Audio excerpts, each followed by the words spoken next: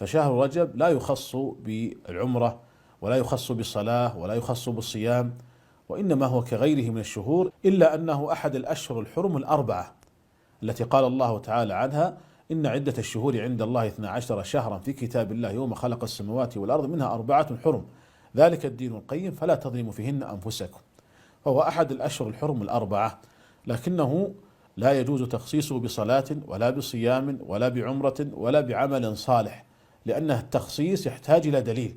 ومن خصص زمنا معينا بعبادة معينة معتقدا سنية ذلك فقد وقع في البدعة الإضافية، لأن هذا التخصيص يحتاج إلى دليل، والأصل في العبادات التوقيف إلا ما ورد الدليل بمشروعيته. ونحن نعبد الله كما أراد الله عز وجل وليس كما أردنا، نعبد الله تعالى كما يريد الله تعالى، ونحن نعرف مراد الله تعالى بالدليل من الكتاب والسنة وفهم السلف الصالح. فالإنسان لا يستحسن بعقله ويفعل العبادات بناء على الاستحسان العقلي.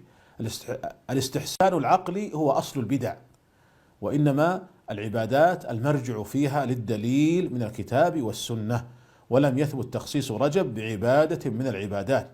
وقد صنف الحافظ ابن حجر رسالة سماها تبيين العجب بما ورد في فضل رجب، وخرج بنتيجة وهي أنه لم يثبت تخصيص شهر رجب بعبادة من العبادات.